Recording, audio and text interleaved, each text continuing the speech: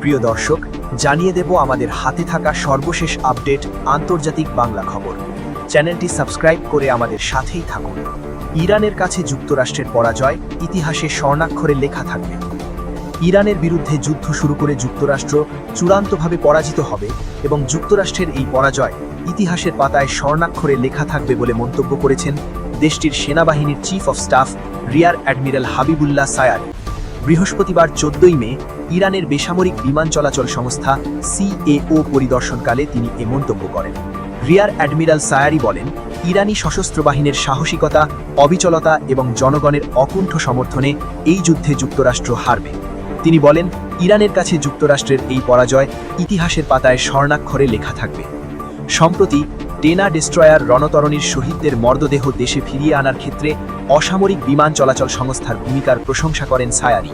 শহীদদের জানাজায় জনগণের বিপুল উপস্থিতিকে তিনি মহাকাব্যিক হিসেবে বর্ণনা করেন। তিনি ভূমধ্যসাগরে ইরানি নৌবাহিনীর প্রথমবারের মতো উপস্থিতির কথা উল্লেখ করে বলেন, আয়াতুল্লাহ আলী খামেনির নির্দেশনায় সকল নিষেধাজ্ঞা ও সীমাবদ্ধতা উপেক্ষা করে কৌশলগত নৌবাহিনীর এই অবস্থান বিশ্বকে কাঁপিয়ে দিয়েছিল। বাব আল মান্দাব প্রণালী ও লোহিত সাগর পাড়ি দেওয়ার সময় শত্রুরা মৌমাছির মতো গুঞ্জন শুরু করেছিল। সায়ারি তার বক্তব্যে ভিয়েতনাম ও ভেনেজুয়েলায় যুক্তরাষ্ট্রের হস্তক্ষেপের কথা স্মরণ করিয়ে দেন। তিনি অভিযোগ করেন, যুক্তরাষ্ট্র হত্যাকাণ্ড, অভ্যুত্থান এবং অন্তর্ঘাতমূলক কর্মকাণ্ডের মাধ্যমে তাদের অশুভ লক্ষ্য হাসিল করতে চায়, তবে ইরানের ক্ষেত্রে তা সফল হবে না বলে তিনি জোর দাবি করেন। অ্যাডমিরাল সায়ারি আরও বলেন, বর্তমান কঠিন পরিস্থিতিতে ইরানি জনগণের উচ্চ সামাজিক সহনশীলতা এবং জাতীয় ঐক্য কর্মকর্তাদের দায়িত্ব আরও বাড়িয়ে দিয়েছে। সরকারকে জনগণের এই সংহতির প্রতি কৃতজ্ঞ থাকার আহ্বান জানান। এদিকে সবচেয়ে অপ্রিয় দেশ ইসরায়েল, বৈশ্বিক অবস্থানে যুক্তরাষ্ট্রেরও বড় পতন। বিশ্বের দেশগুলোর মধ্যে বর্তমানে সবচেয়ে নেতিবাচক ধারণা তৈরি হয়েছে ইসরায়েল নিয়ে। এরপরই রয়েছে উত্তর কোরিয়া, আফগানিস্তান ও ইরান। পঞ্চম স্থানে নেমে এসেছে যুক্তরাষ্ট্র। বুধবার 13 মে মিডল ইস্ট মনিটরে প্রকাশিত প্রতিবেদনে আন্তর্জাতিক ডেটা প্রতিষ্ঠান নিরা ডেটা প্রকাশিত গ্লোবাল কান্ট্রি পারসেপশনস 2026 সূচকে এই চিত্র উঠে এসেছে।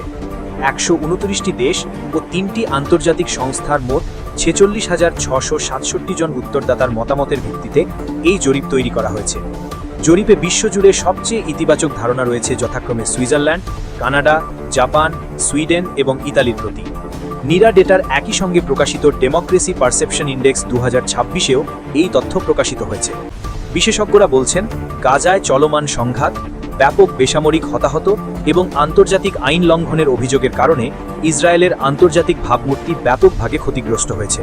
জাতিসংঘের বিশেষজ্ঞ সহ বিভিন্ন মানবাধিকার সংস্থা এই অভিযোগ তুলেছে। যুক্তরাষ্ট্রেরও বড় পতন ঘটেছে। যুক্তরাষ্ট্রের অবস্থানেও বড় ধরনের অবনতি ঘটেছে। মাত্র 2 বছরের ব্যবধানে দেশটির নেট রেটিং 2024 সালের +22% থেকে 2026 সালে নেমে এসেছে -16%, অর্থাৎ 38 পয়েন্টের বড় পতন। জরিপ অনুসারে ইসরায়েল ও রাশিয়ার পর এখন যুক্তরাষ্ট্রকেও বিশ্বের জন্য অন্যতম বড় হুমকি হিসেবে দেখা হচ্ছে। রাশিয়া ও চীনের চেয়েও নিচে নেমে গেছে ওয়াশিংটনের জনপ্রিয়তা। বিশ্লেষকরা মনে করছেন, প্রেসিডেন্ট ডোনাল্ড ট্রাম্পের পররাষ্ট্রনীতি, বিশেষ করে ন্যাটো মিত্রদের সঙ্গে সম্পর্কের অবনতি, আগ্রাসী শুল্কনীতি, গ্রিনল্যান্ড নিয়ে বিতর্ক, ইউক্রেনে সহায়তা কমানো এবং মধ্যপ্রাচ্যে ইসরায়েল কেন্দ্রিক অবস্থান এই পতনের অন্যতম কারণ। নিরা ডেটা দাবি করছে এটি বিশ্বের সবচেয়ে বড় বার্ষিক গণতান্ত্রিক জরিপ।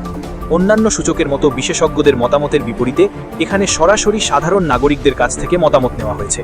গণতন্ত্র, বাক স্বাধীনতা, আইনের শাসন, স্বচ্ছতা সহ বিভিন্ন বিষয়ে তাদের অভিজ্ঞতা জানতে চাওয়া হয়েছে। এই জরিপের ফলাফল ইঙ্গিত দিচ্ছে যে গাজা পরিস্থিতির কারণে আন্তর্জাতিক জনমত ব্যাপকভাবে বদলে গেছে এবং ইসরায়েলকে অব্যাহত সমর্থন দেওয়ার কারণে যুক্তরাষ্ট্রকেও এর মূল্য দিতে হচ্ছে। সবশেষ জানিয়ে দেব, তাইওয়ান ইস্যু সামলানো না গেলে চীন যুক্তরাষ্ট্র সংঘাতে জড়াতে পারে, ট্রাম্পকে হুঁশিয়ারি শিয়ের। তাইওয়ান ইস্যুতে বিদ্যমান বিরোধ ঠিকমতো সামলানো না গেলে চীন ও যুক্তরাষ্ট্র সংঘাতে জড়িয়ে পড়তে পারে বলে সতর্ক করেছেন চীনের প্রেসিডেন্ট শি জিনপিং। চীনের রাষ্ট্রীয় সংবাদ মাধ্যম CCTV জানিয়েছে, বৃহস্পতিবার 14 মে বেইজিংয়ে গ্রেট হল অফ দ্য পিপলে অনুষ্ঠিত দ্বিপাক্ষিক বৈঠকে যুক্তরাষ্ট্রের প্রেসিডেন্ট ডোনাল্ড ট্রাম্পকে চীনা প্রেসিডেন্ট একথা বলেছেন।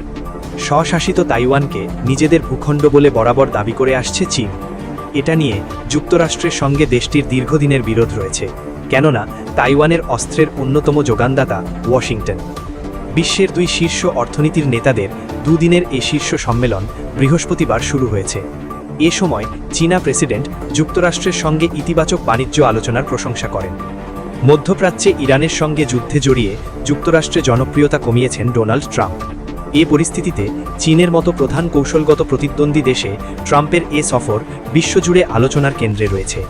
সর্বশেষ 2017-তে নিজের প্রথম মেয়াদে বেইজিংয়ে সফরে গিয়েছিলেন Trump great hall of the পিপলে পৌঁছলে শি জিনপিং তাকে স্বাগত জানান। এ সময় ট্রাম্পকে গার্ড অফ অনার দেওয়া হয়। শিশুরা ফুল আর চীন যুক্তরাষ্ট্রের পতাকা নেড়ে অতিথিকে বরণ করে নেয়।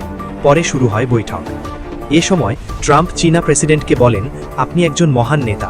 মাঝে মধ্যে মানুষ আমার মুখে এই কথাটা শুনতে পছন্দ করে না, তবুও আমি বলি। ট্রাম্প আরও বলেন, অনেকে বলছেন এটি হয়তো এ যাবৎকালের সবচেয়ে বড় শীর্ষ সম্মেলন হতে চলেছে। মার্কিন প্রেসিডেন্টের ভাষ্য, আপনার সঙ্গে থাকতে পারাটা সম্মানের, আপনার বন্ধু হতে পারাটাও সম্মানের। চীন যুক্তরাষ্ট্রের সম্পর্ক আগের যে কোনো সময়ের চেয়ে ভালো হতে চলেছে। এর আগে শীর্ষ সম্মেলনের উদ্বোধন করে ট্রাম্পকে চীনা প্রেসিডেন্ট বলেন, স্থিতিশীল চীন মার্কিন সম্পর্ক পুরো বিশ্বের জন্য ইতিবাচক। তিনি আরও বলেন, যখন আমরা সহযোগিতা করি উভয় পক্ষ লাভবান হয়, যখন আমরা পরস্পরের মুখোমুখি হই উভয় পক্ষই ক্ষতির শিকার হয়।